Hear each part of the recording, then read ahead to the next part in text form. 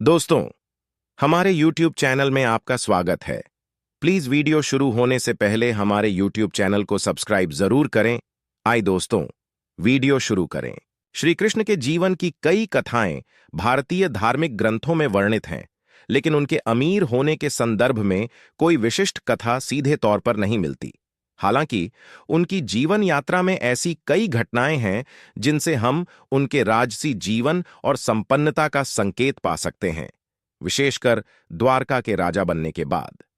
द्वारका का निर्माण और श्री कृष्ण का राजसी जीवन। मथुरा में कंस का वध करने के बाद श्री कृष्ण और बलराम ने मथुरा को अत्याचार से मुक्त किया, परंतु कंस के मामा जरासंध, जो मगधा का राजा था, ने श्री कृष्ण से बदला लेने के लिए मथुरा पर कई बार आक्रमण किया। लगातार हमलों के कारण श्री कृष्ण ने मथुरा की जनता को सुरक्षित स्थान पर बसाने का विचार किया। इसके बाद उन्होंने समुद्र के किनारे द्वारका नगरी की स्थापना की, जो एक भव्य और समृद्ध नगरी थी। इसे श्री कृष्ण का नया राज्य बनाया गया और यहां वे द्वारका के राजा बने। द्वारका को सोने की नगरी के रूप में वर्णित किया गया है, जहां हर जगह सुख समृद्धि का वास था।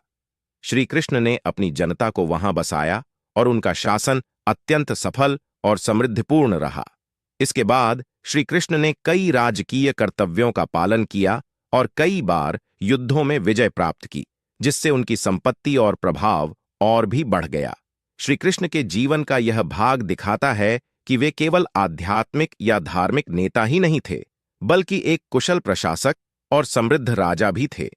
उनके जीवन का यह हिस्सा द्वारका की संपन्नता और उनकी शासन क्षमता को दर्शाता है, जिससे उन्हें एक अमीर और सफल राजा के रूप में देखा जा सकता है।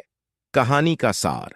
श्री कृष्ण के जीवन में अमीरी केवल भौतिक संपत्ति में नहीं, बल्कि उनके ज्ञान, नेतृत्व और नैतिक मूल्यों में भी थी। द्वारका के राजा बनने के बाद उनकी संपन्नता और वैभव निश्चित रूप से उनके जीवन का एक महत्वपूर्ण हिस्सा बना, लेकिन उन्होंने हमेशा धर्म, न्याय और परोपकार को प्राथमिकता दी।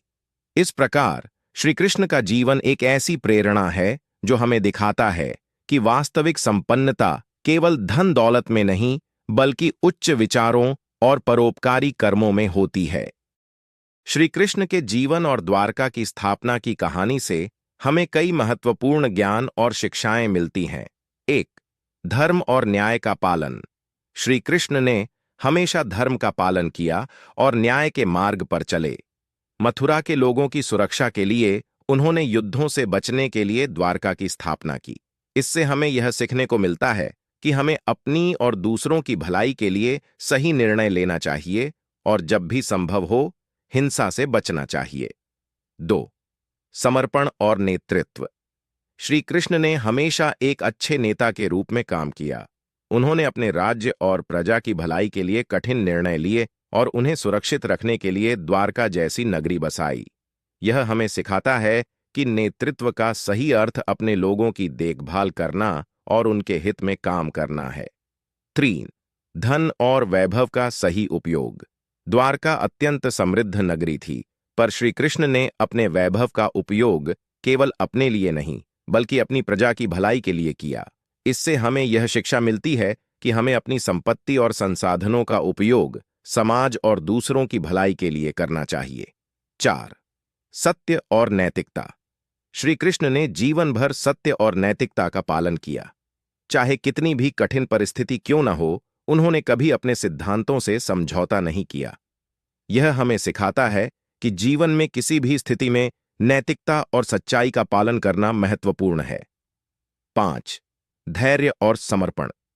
जब मथुरा पर बार बार आक्रमण हुआ, तब श्री कृष्ण ने धैर्य से काम लिया और बिना संघर्ष को बढ़ाए उन्होंने एक नई नगरी बसाकर समस्या का समाधान किया। इससे हमें धैर्य और समर्पण का महत्व समझ में आता है, खासकर तब जब स्थिति कठिन हो। निष्कर्ष।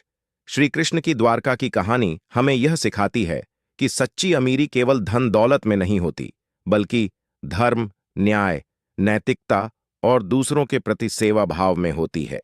हमें अपने जीवन में सदैव सत्य, समर्पण और धैर्य के साथ आगे बढ़ना चाहिए, तभी हम सच्चे अर्थों में समृद्ध बन सकते हैं।